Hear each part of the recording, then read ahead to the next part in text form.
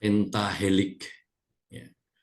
Itu harus ada sinergitas dan kolaborasi antara pemerintah, kemudian dunia pendidikan, dunia bisnis, pelaku usaha, kemudian komunitas-komunitas masyarakat, kemudian juga yang tidak boleh dilupakan adalah kita harus senantiasa juga menjalin koordinasi atau melakukan koordinasi dengan media massa, apalagi di saat-saat ini ternyata peran media massa begitu besar, cepat berkembang, dan kita harus bisa mengikuti supaya tidak ketinggalan zaman. Maka peran nanti dari kaum milenial ini sungguh sangat besar.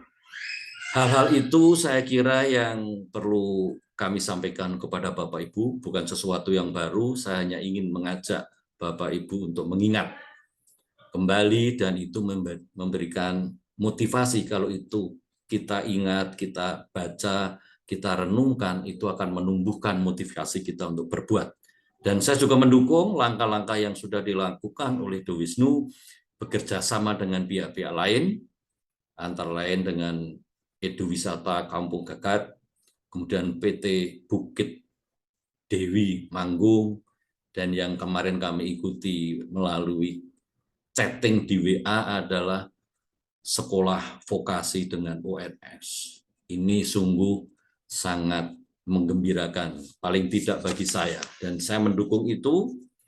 Dan bagaimana kita nanti bersinergi ya untuk bisa mewujudkan program-program yang digariskan oleh para Bapak Ibu semua. Saya kira dari saya ini yang bisa saya sampaikan, tidak bijak kalau terlalu lama, dan kami nanti akan mengikuti apa yang nanti disampaikan oleh Pak Suprianto dan juga Pak Imam dari Dinas Kelautan dan Perikanan. Mungkin pada saatnya kita akan ketemu secara fisik. Demikian yang bisa saya sampaikan. Apabila ada sikap dan tutur kata yang kurang berkenan, kami sebagai manusia biasa senantiasa mohon maaf yang sebesar-besarnya. Dan saya akhiri dengan billahi taufik wal hidayah. Wassalamualaikum warahmatullahi wabarakatuh. Terima kasih. Waalaikumsalam warahmatullahi wabarakatuh. Waalaikumsalam warahmatullahi wabarakatuh.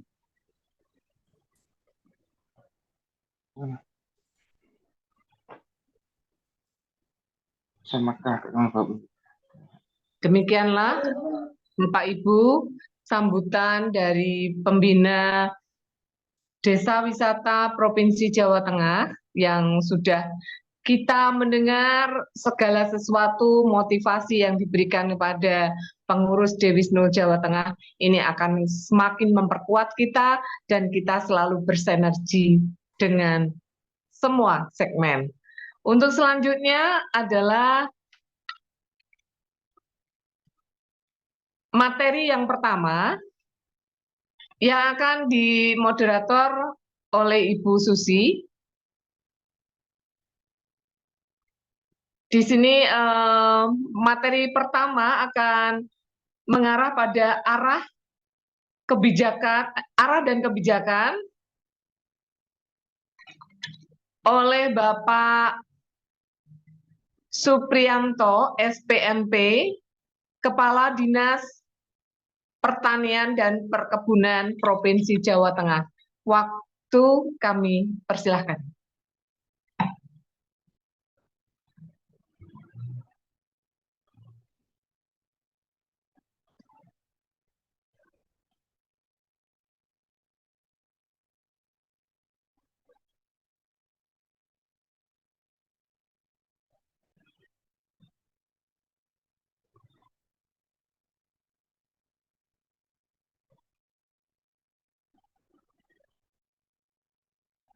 Halo, Assalamualaikum.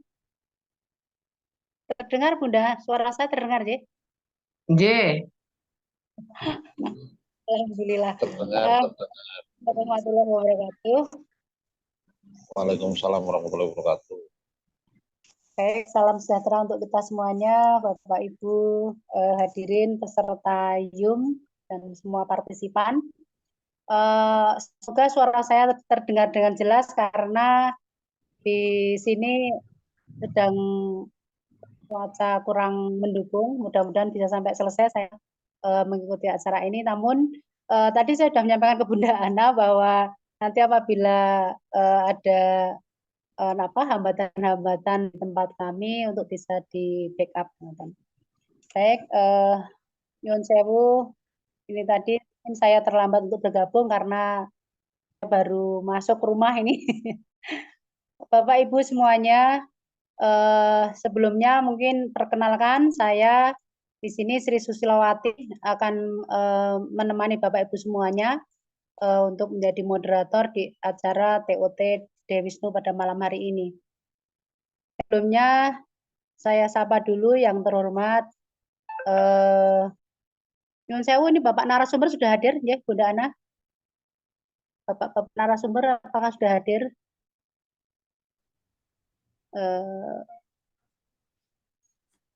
Kelihatannya belum. Ini Yang baru saya saya ya.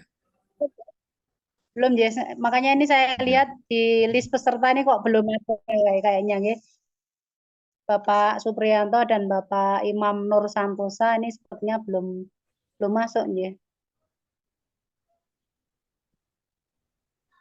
Baik, yang saya hormati Bapak FX Supardiman, BA SHMSI, Pembina Dewisnu Provinsi Jawa Tengah. Selamat malam Bapak. Selamat malam Bu Susi. Semoga Pak Supardiman ini muka via Zoom kayaknya baru kali ini ya Pak. Iya, betul. Dan Bapak luar biasa sekali nih pakai belangkon, sangat jateng sekali ya nih. Saya menyesuaikan Pak Ini Haji. agak-agak santai gitu.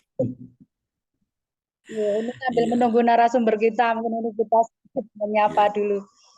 Yang saya hormati Bapak Hadi Cahyono, Ketua Dewisnu Provinsi Jawa Tengah, Sekum Dewisnu Nasional. Selamat malam Hadi. Malam Bu Kabit Susi. Mbak Hadi. Ini juga ciri khas pakai apa Pak? Ini bukan belangkon ya Pak? Ini apa namanya Pak? Kalau ini ciri khas bukan belangkon, cuman apa ya, kayak kesatriaan yang di Kudus itu seperti ini. Bukan kayak udeng gitu ya Pak ya? Ya. Ya semacam udeng mungkin kalau istilah di Klaten itu. Siapa lagi nih ya? Saya apa dulu? Bunda Ana. Selamat malam Bunda Ana. Tadi sudah telepon-teleponan. Selamat Bunda Ana, malam, Bu Susi. Ya, salam rahayu. Bunda, mudah-mudahan selalu sehat ya Bunda ya. Amin. Yang terhormat Bapak Supriyanto SPMM. Sudah hadir Bapak, karena ini kalau dari nama belum ada ya sepertinya di list. Ya, belum ya. Kemudian Bapak Imam Nur Santosa SPI. Ini dari Dinas Kelautan Perikanan. Hadir Ibu. Sampun hadir ya Bapak? Sudah Bu, sudah masuk. Oh iya, baik. Bapak Imam Nur Santosa, apa kabar Bapak? Alhamdulillah baik Bu. Selamat malam Bapak Ibu. Bapak Imam belum on cam ya kayaknya ya. Sampun ya. Ya. Sampun nggih. Oh iya Bapak. Wah ini. Ini pinjam laptop istri Pak. Iya, Pak. Selamat malam Pak Imam. Selamat datang di acara TOT Dewisnu. Mungkin ini baru pertama kita ketemu ya Pak ya. Kemudian saya sapa lagi yang sudah hadir siapa ini, dari Kudus, dari Klaten ada Mas Baron ya dari Klaten. Siap, Bu. Ya, Baron.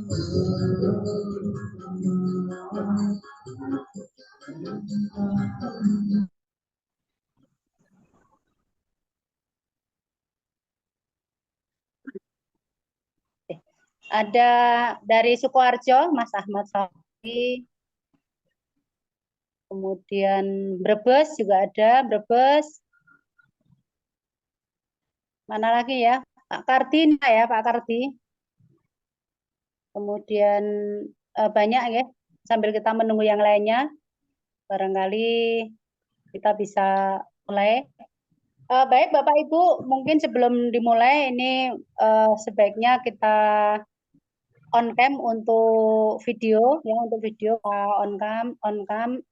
Namun untuk yang suara barangkali ketika nanti narasumber menyampaikan materinya mohon untuk di off-kan.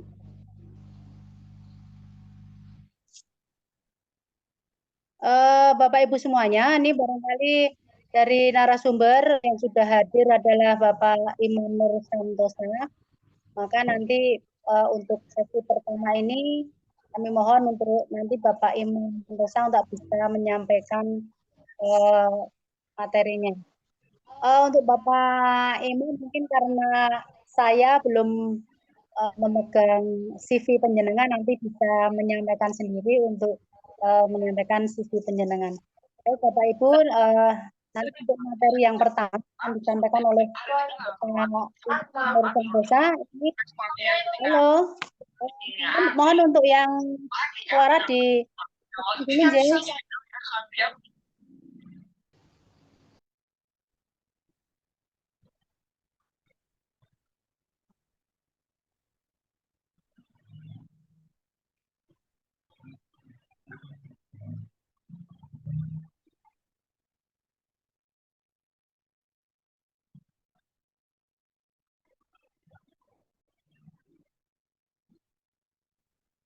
Bisa dimulai Pak Imam dulu, Bu Susi.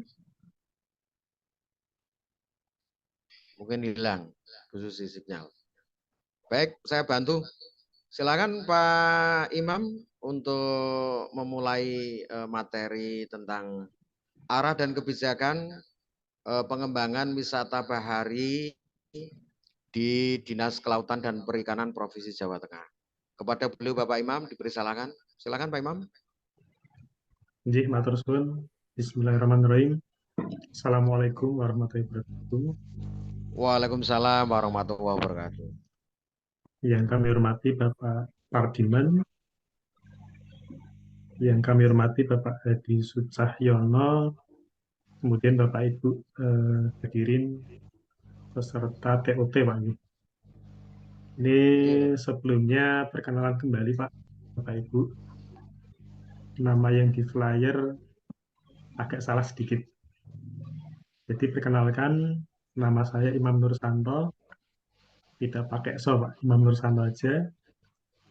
Kemudian saya di Dinas Kelautan dan Perikanan Provinsi Jawa Tengah. Sehari-hari ditugaskan di bidang kelautan pesisir dan pulau-pulau kecil di seksi pemberdayaan masyarakat pesisir dan pulau-pulau kecil. Jadi kami mohon izin menyampaikan materi terkait dengan arah dan kebijakan pengembangan wisata bahari di Jawa Tengah. Suara saya terdengar Pak Bapak Ibu? Sangat jelas Pak Imam. Alhamdulillah. Nah, jadi kalau kita mendengar istilah bahari, jadi kita berpikir angan-angan kita akan tertuju ke laut atau pantai Bapak Ibu ya. Jadi kalau wisata Mohon izin Pak bahari Imam itu, untuk share screen materi apa dari Pak Imam langsung apa kami bantu? mohon dibantu Pak Nggih. Pak Hadi ya. Oh iya, Mas Bayaki. Coba Mas ditampilkan materinya Pak Imam Mas.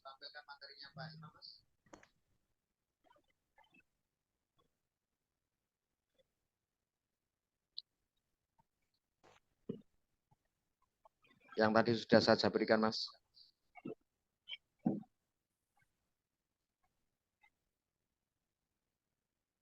Ya, jadi sambil kami lanjutkan, Bapak Ibu.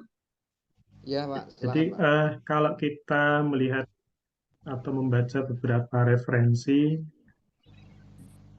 tentang wisata bahari, kebetulan kami mengambil referensi dari Peraturan Menteri Kelautan dan Perikanan Nomor 93 tahun 2020. Jadi wisata bahari itu adalah kegiatan wisata yang berlangsung di wilayah pesisir dan atau laut. Itu meliputi wisata pantai, wisata bentang laut, dan juga wisata bawah laut. Bapak Ibu kalau lihat gambar foto di slide ini, ada 4 gambar. Kalau di gambar paling kanan, itu adalah salah satu contoh wisata pantai.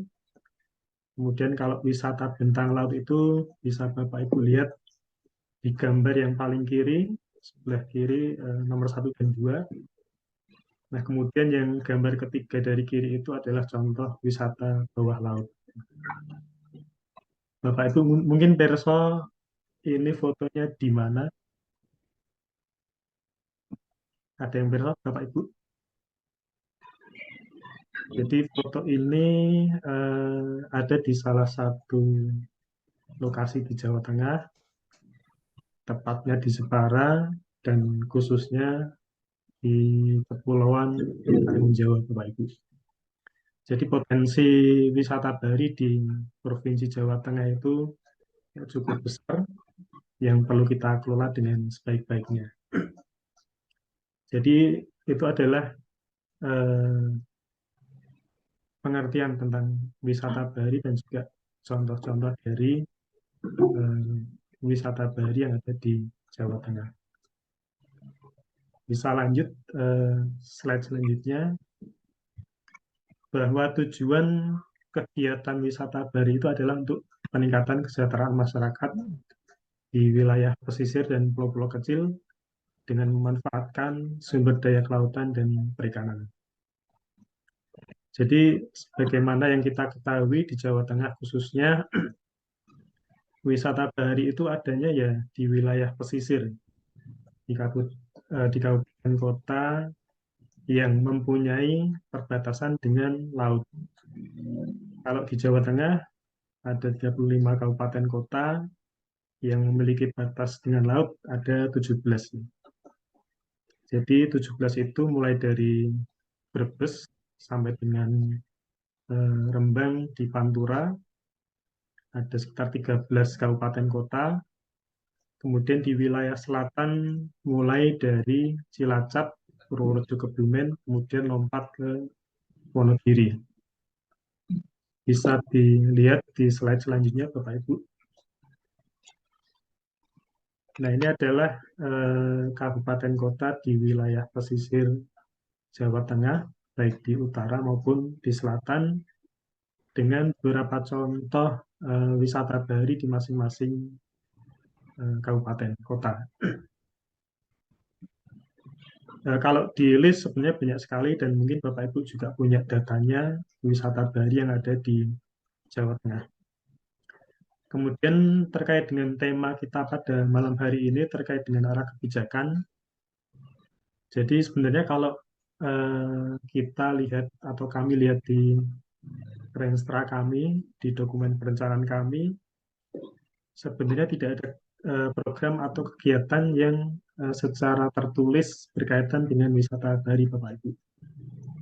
Jadi program kegiatan terkait dengan wisata bisa kita lihat di Dinas Porapar, Dinas Pemuda Olahraga dan Pariwisata.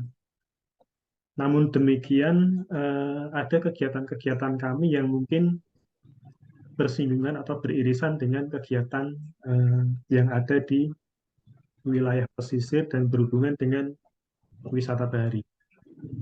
Sebagai contoh, ada di slide selanjutnya. Nah, ini adalah kegiatan yang kami laksanakan terkait dengan pemberdayaan masyarakat. mungkin ada yang dari Brebes, Perso, wisata mangrove di Desa Kaliwlingi. Di sana ada kelompok Dewi Mangrove Sari yang 2 tahun terakhir kemarin kami memberikan pelatihan kepada mereka.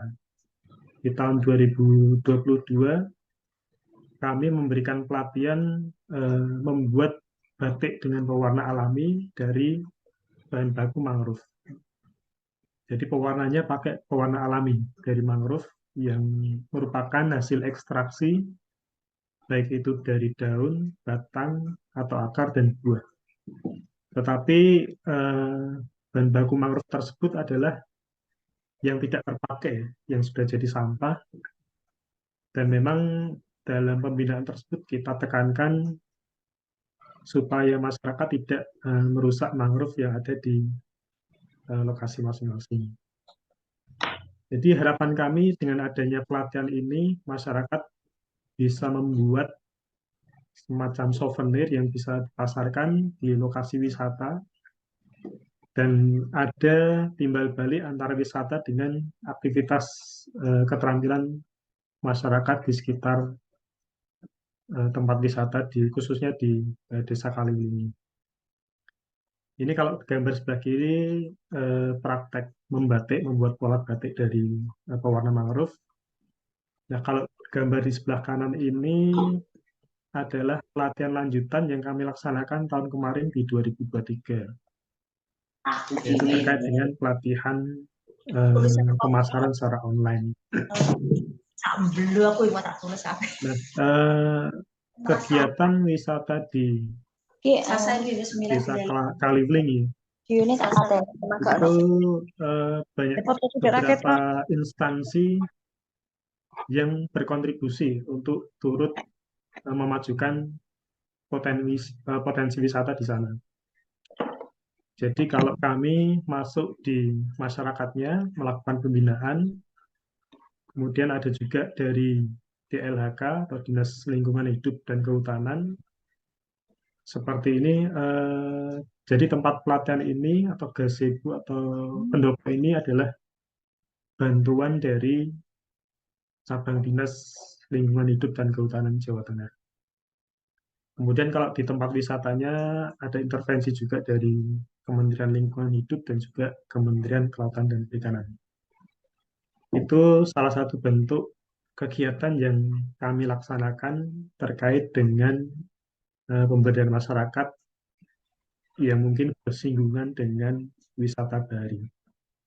Kemudian bisa juga kita lihat di slide selanjutnya, hampir sama dengan apa yang kita lakukan di Brebes. Ini adalah kegiatan untuk pemberdayaan masyarakat di Desa Mojo.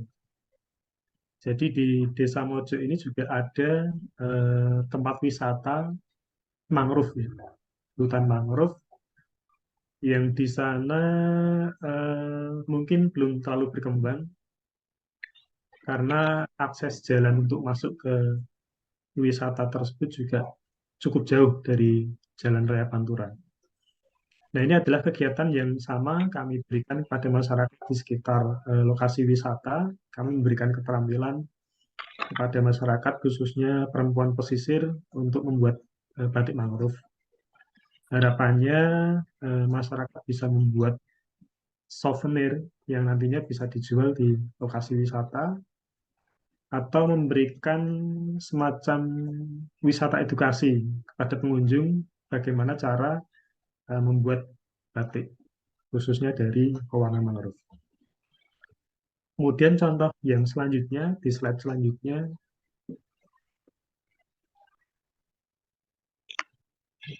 nah ini adalah kegiatan kami yang kami laksanakan di Kendal. Kami memberikan bantuan berupa sarana angkut perahu untuk kelompok usaha bersama. Mereka mempunyai usaha fishing tour. Jadi mereka punya semacam karamba di sekitar atau pinggir pantai. Kemudian kapal tersebut difungsikan untuk mengangkut pemancing. Jadi biasanya mereka sebelumnya menggunakan perahu-perahu kecil yang kapasitas muatannya antara 3 sampai 5 orang. Nah, dengan bantuan yang kami berikan ini, dengan perahu yang kami berikan, mampu memuat sekitar 15 sampai 20 orang. Jadi selain dimanfaatkan untuk mengangkut para wisatawan yang ingin mancing di laut, perahu ini juga dimanfaatkan untuk mengangkut hasil budidaya kerang yang mereka jalankan di sekitar perairan pantai Kendal.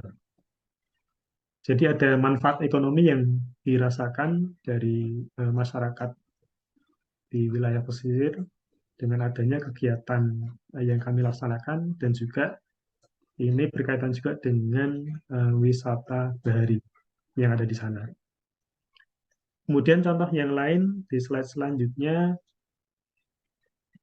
ini adalah kelompok masyarakat yang ada di Desa Pasar Banggi. Mungkin Bapak Ibu Erso, di sana ada wisata trekking mangrove.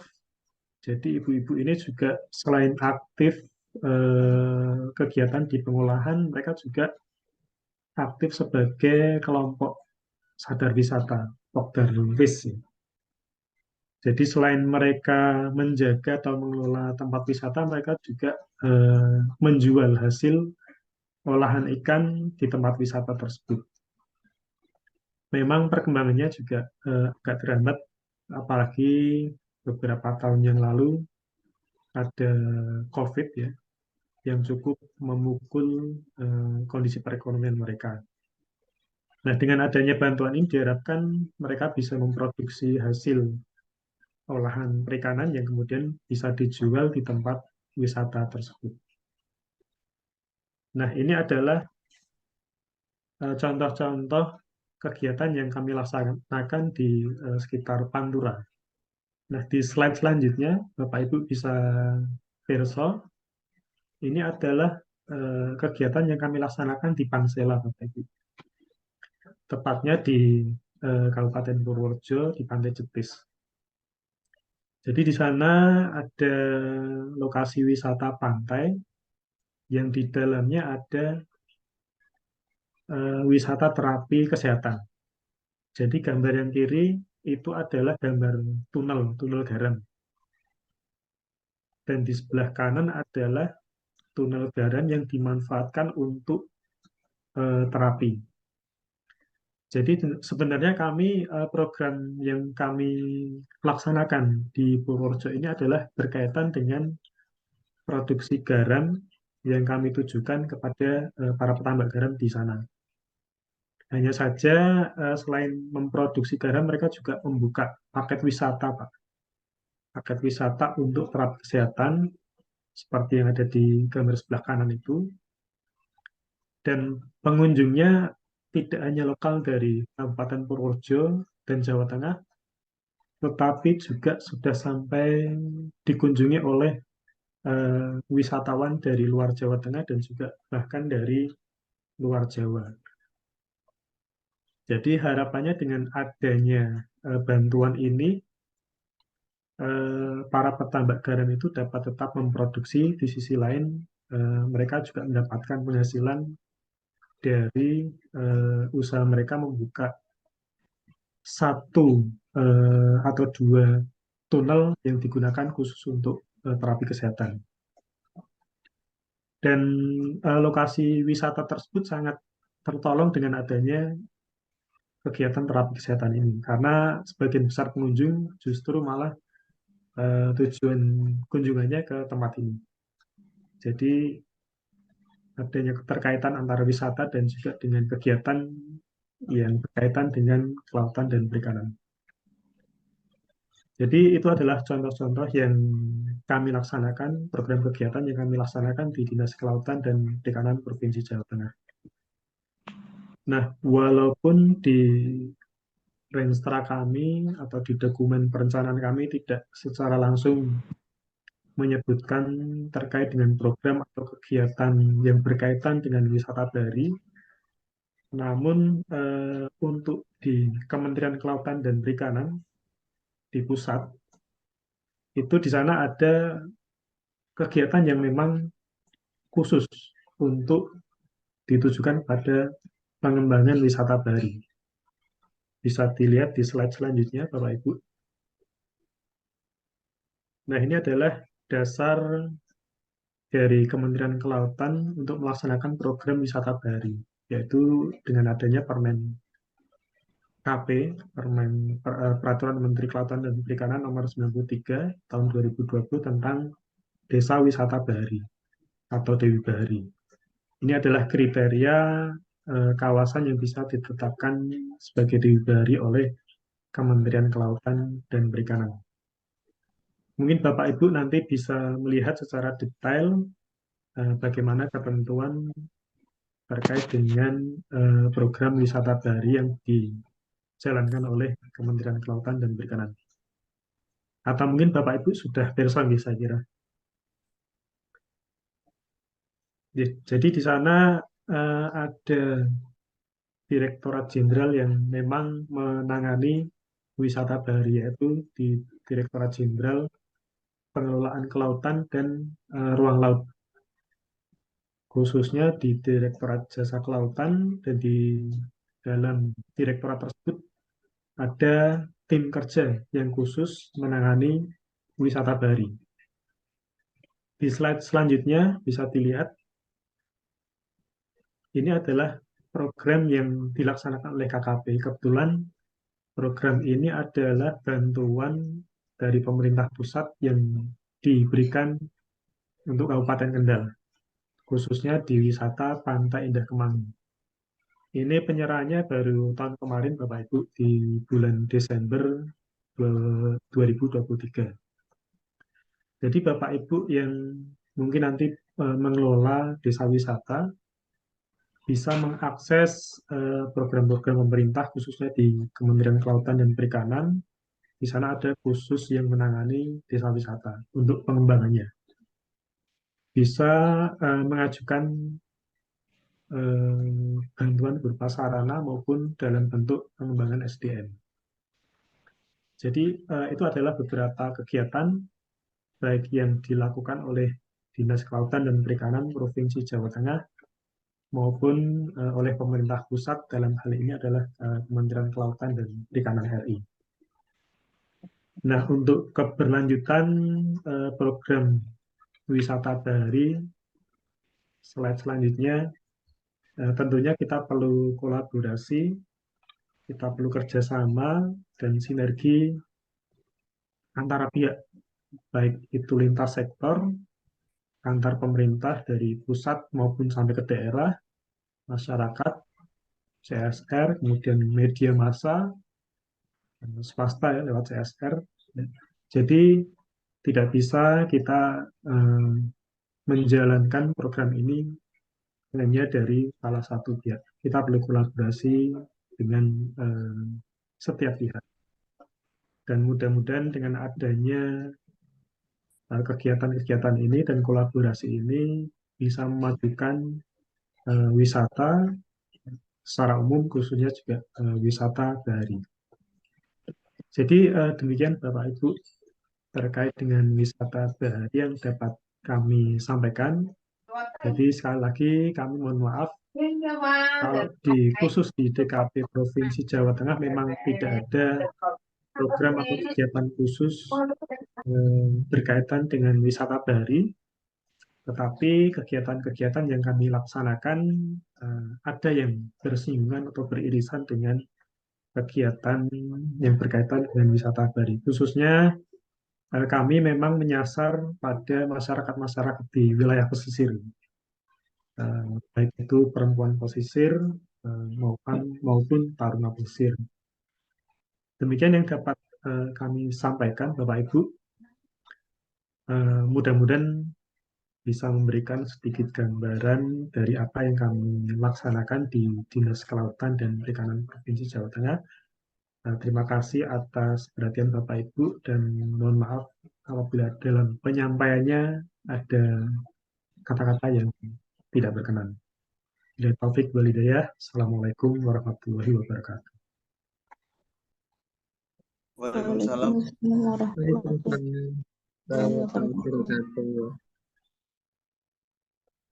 Waalaikumsalam warahmatullahi wabarakatuh. Bu Susi, bisa dilanjut? Halo, Bu Susi? Ya, mungkin sinyal, mohon maaf. Untuk Bu Susi belum bisa ngendel atas informasi juga gambaran tentang program-program yang dilaksanakan oleh Dinas Kelautan dan Perikanan Provinsi Jawa Tengah,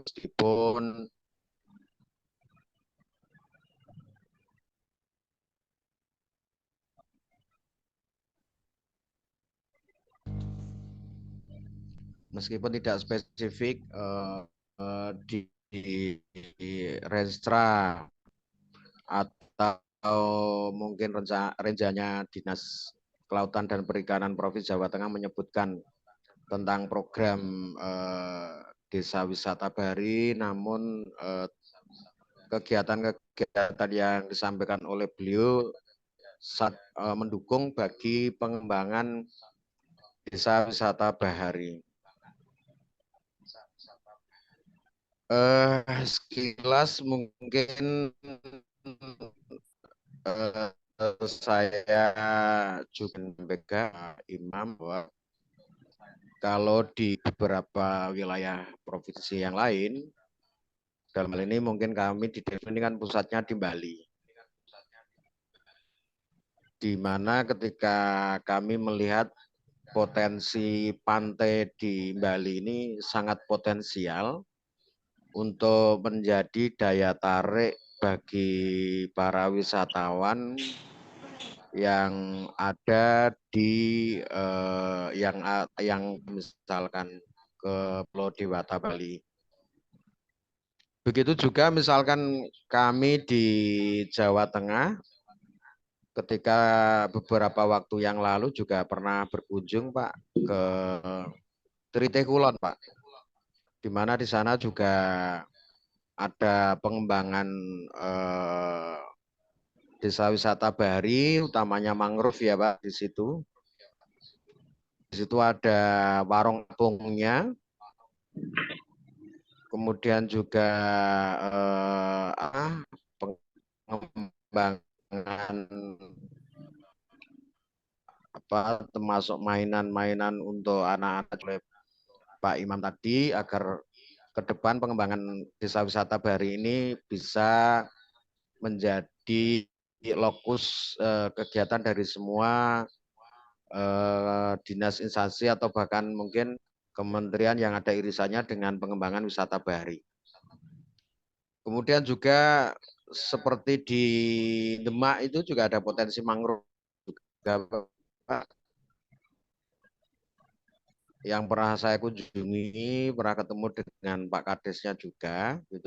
Komunikasi ini diharapkan kita dari Dewisnu Jawa Tengah khususnya terutama adalah wilayah-wilayah di Jawa Tengah yang memiliki potensi pantai atau di situ ada nelayan, kemudian juga ada kegiatan perikanannya, ini mungkin bisa berkolaborasi bagaimana agar bisa memberikan nilai tambah.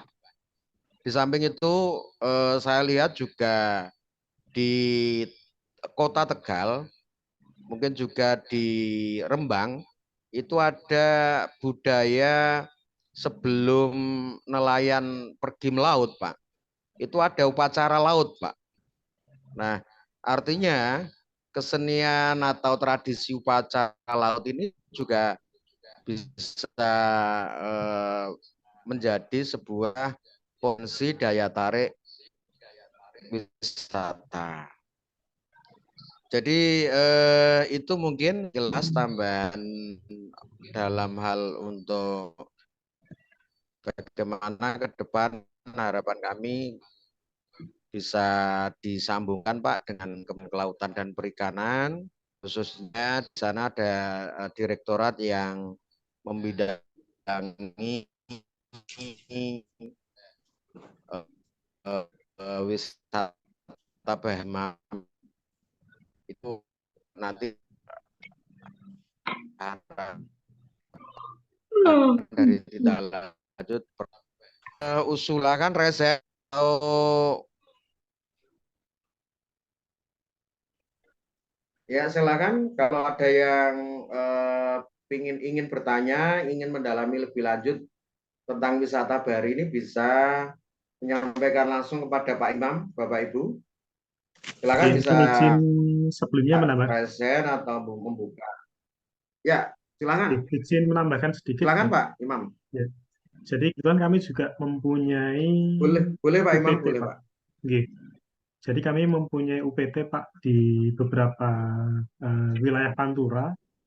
UPT itu namanya Pelabuhan Perikanan Pantai, P3. Mulai dari Tegal sampai dengan di Rembang. Jadi memang apa yang disampaikan Pak Hadi tadi Ya. benar. Wisata itu tidak hanya keindahan alam, tapi juga termasuk wisata budaya. Jadi pada bulan-bulan tertentu memang ada upacara sedekah laut, Pak, yang mana UPT kami juga turut berperan serta dalam kegiatan tersebut. Jadi benar sekali, memang tidak hanya wisata-wisata berupa keindahan alam, tapi juga wisata budaya yang kita dukung dari dinas kita, Pak. Karena memang stakeholder kita kan juga sebagian besar terdiri dari nelayan dan sudah menjadi kebiasaan bahwa sebelum mereka melakukan kegiatan mencari ikan ada upacara tertentu ya, termasuk tadi sedekah laut yang memang sampai saat ini masih dilestarikan.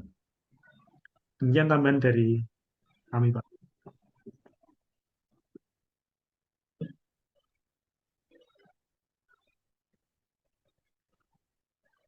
Baik, terima kasih Pak Imam.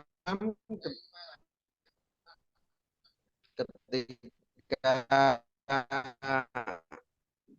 kita potensi ada di seputar Bahar sangat banyak potensi yang bisa menjadi daya tarik wisatawan untuk datang. Makanya dulu ketika saya kecil sekolah itu ada istilah aku anak pelaut. Nah, itu yang terngiang-ngiang di telinga saya Pak Imam dulu itu. Artinya potensi sebagian besar wilayah di Indonesia ini ternyata juga lebih luas lautannya. Tentunya ini menjadi potensi yang sungguh luar biasa. Apalagi kalau saya lihat yang tadi sempat OS-nya Pak itu mengenai Karib Jawa ya Pak dimulai boleh Pak Gubernur menyampaikan bahwa Balinya Jawa Balinya Jawa ya betul ya di Jawa Tengah maksudnya. Artinya lautnya sangat eksotik. Nah, ini mungkin juga perlu kerjasama bersama dan insya Allah nanti dalam sekolah kuliah kerja usaha Pak yang kami dengan Sekolah Tinggi Ilmu Ekonomi Total Twin ini salah satunya juga kami berencana bekerja sama untuk menerjunkan mahasiswa juga di Karimun Jawa. Nah, mungkin sambil menunggu, adakah teman-teman ini yang mau usul, mau bertanya bagaimana membangun kolaborasi dengan Kementerian KKP yang khusus menangani wisata bahari atau mungkin juga dengan Dinas Kelautan dan Perikanan Provinsi Jawa Tengah. Silakan Bapak Ibu. Presiden.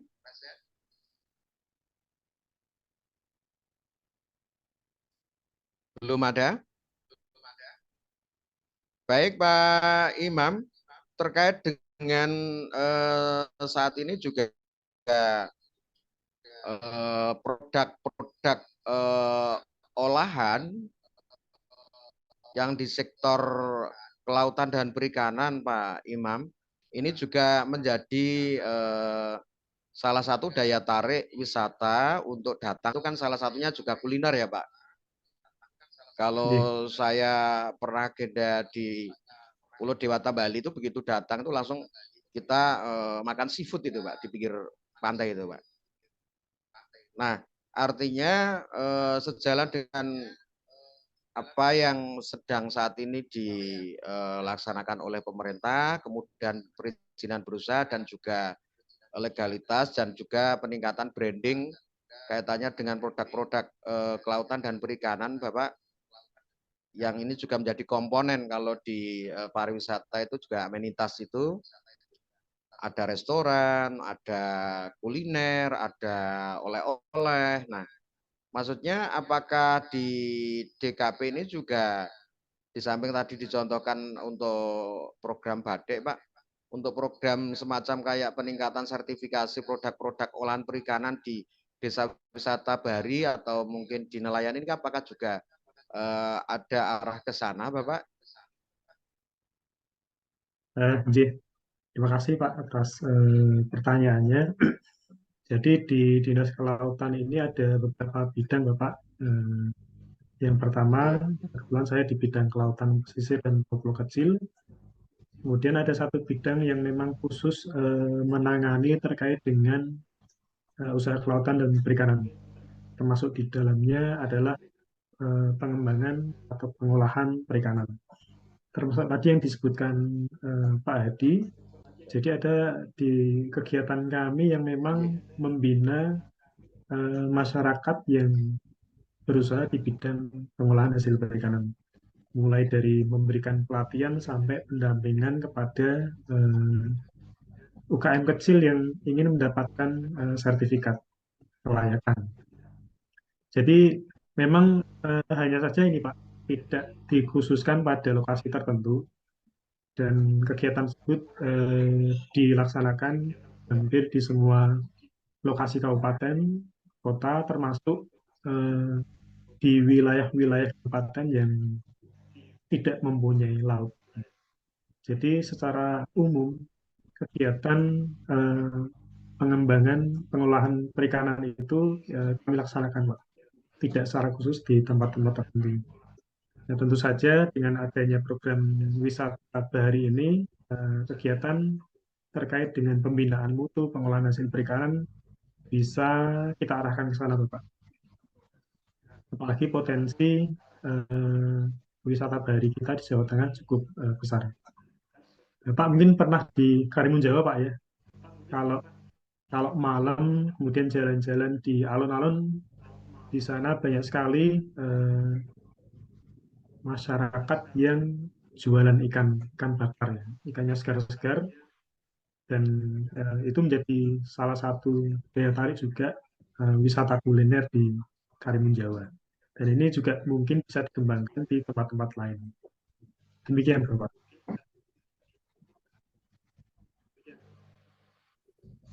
Baik, terima kasih Pak Imam. Ternyata semakin malam ini sangat inspiratif, banyak upaya dan langkah-langkah sebenarnya yang dilakukan oleh Dinas Kelautan Perikanan meskipun tidak spesifik, misalkan dari sisi peningkatan kualitas produk dan sebagainya itu spesifik di satu wilayah desa wisata Bahari, itu artinya bisa menyebar kepada para nelayan atau pembudidaya ikan yang sifatnya di situ membutuhkan layanan peningkatan kualitas produk. Nah, izin Pak Imam, sebelum ini nanti ada yang usul, silakan mungkin tak kasih kesempatan lagi. Pak Uda mungkin tidak punya laut apa Pak Uda?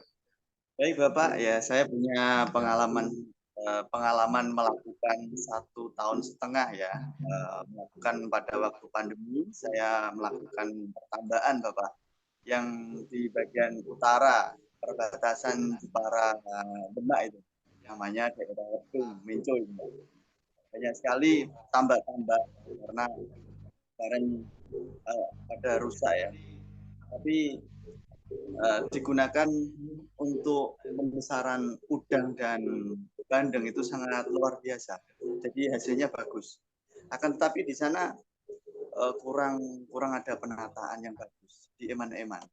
Yaitu dari ikan udangnya bagus-bagus Pak. Misalnya bisa dikemas atau mungkin itu bisa yang ada di Demak siapa ya yang di sini ya? Halo.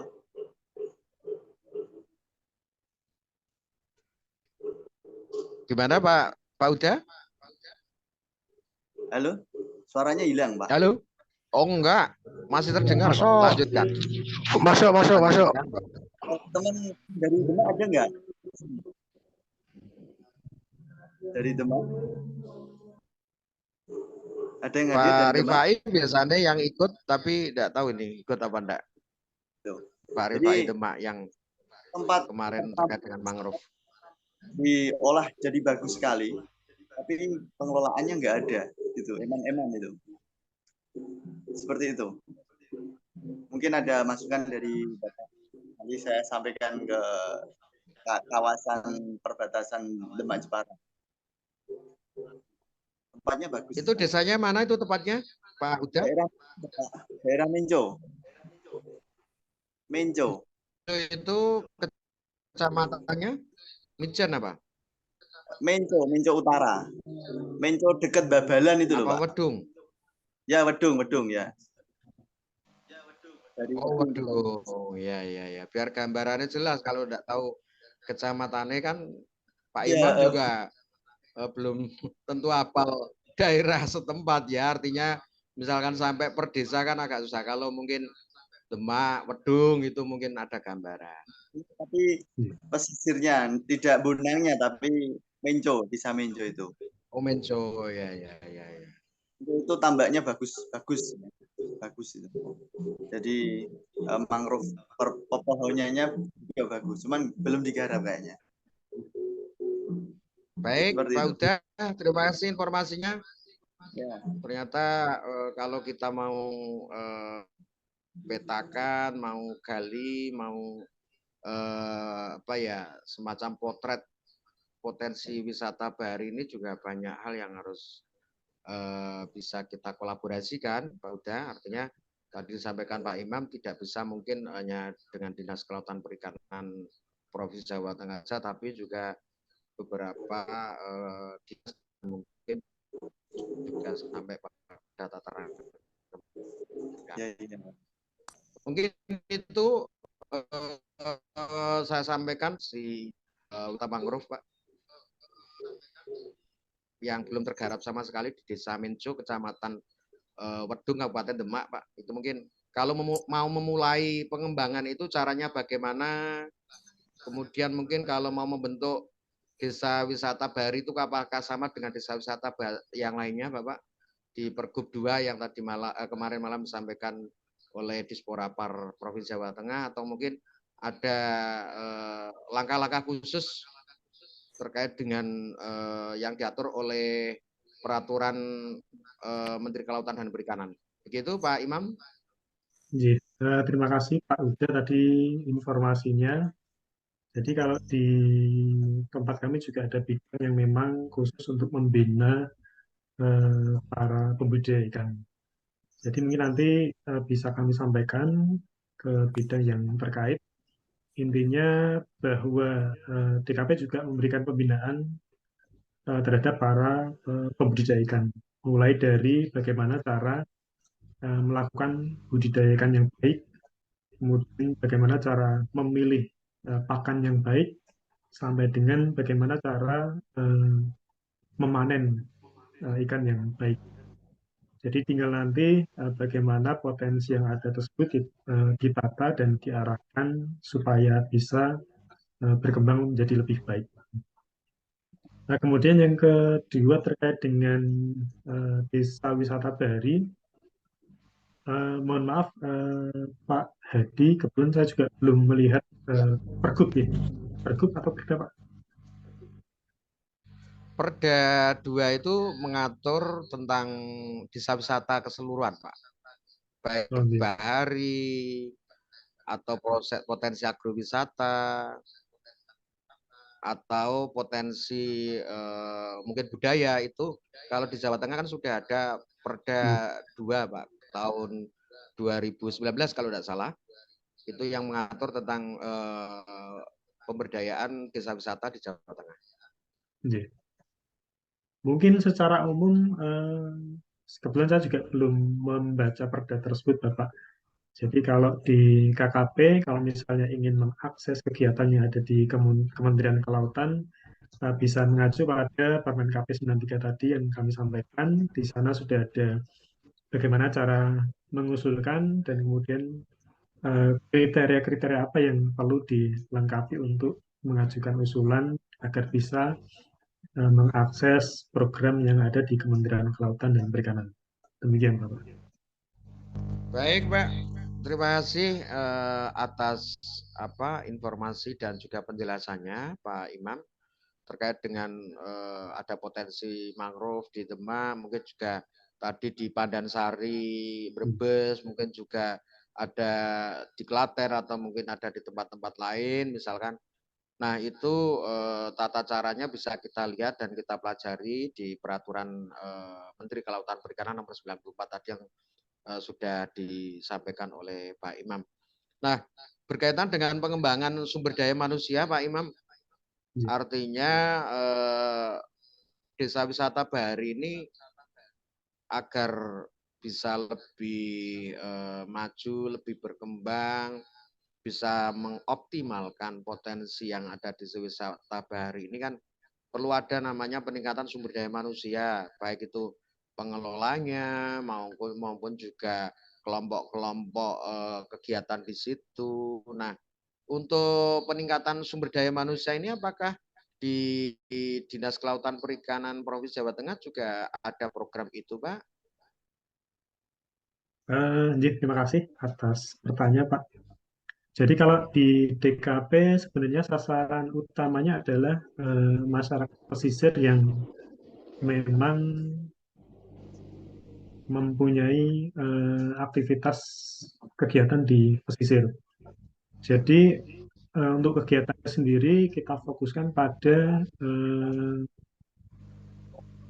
khususnya ini Pak, nelayan atau istri nelayan, kemudian pembudidaya, tambak garam, dan juga para perempuan pesisir yang seperti tadi kami sampaikan di Brebes itu sebenarnya mereka juga aktif di Pok Darwis. Ya. Jadi selain mereka mempunyai kegiatan usaha di bidang kelautan perikanan, mereka juga aktif di Pok Darwis. Namun demikian, kalau secara khusus terkait dengan pengelola wisata di desa wisata bahari, di Dinas Pemuda Olahraga itu ada ini Pak, ada bidang khusus yang memang menangani terkait dengan pengembangan SDM. Jadi kebetulan kami tadi sempat melihat atau membaca renstra yang ada di Dinas Porapor, Pemuda Olahraga dan Pariwisata. Di sana ada program pengembangan SDM pariwisata dan ekonomi kreatif, Pak.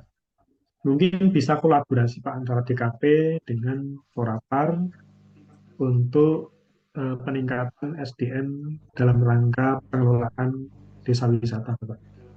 Demikian, Pak.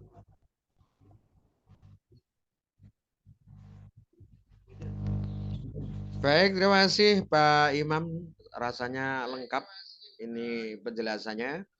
Sebelum berakhir Pak Imam, ini masih adakah Bapak Ibu yang ingin bertanya?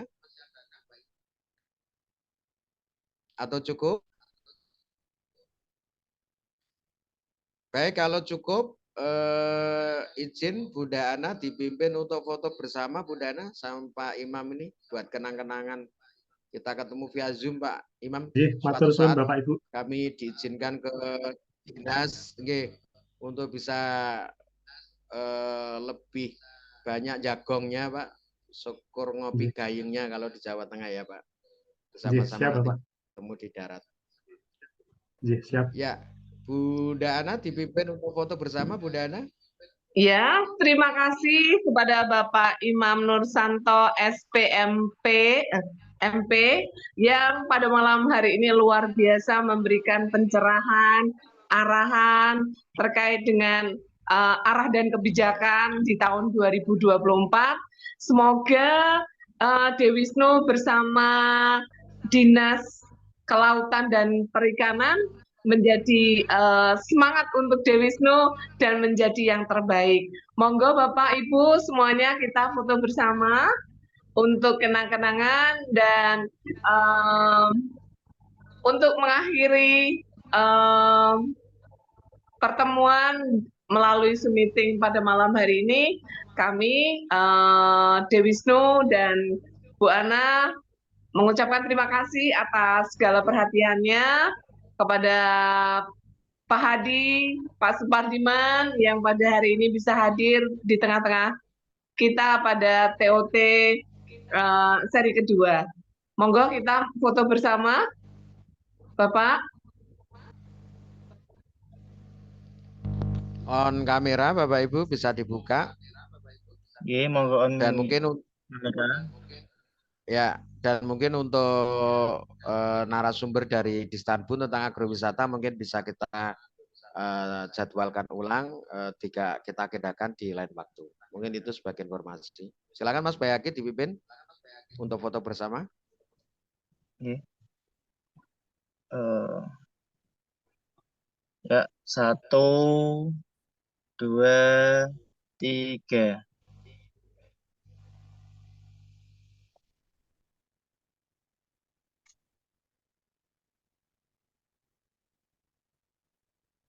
Sekali lagi Bu, Bapak Ibu.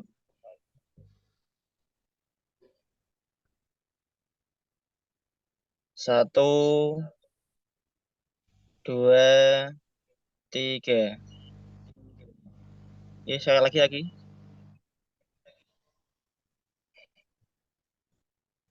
Nanti yang satu pecah, Bu.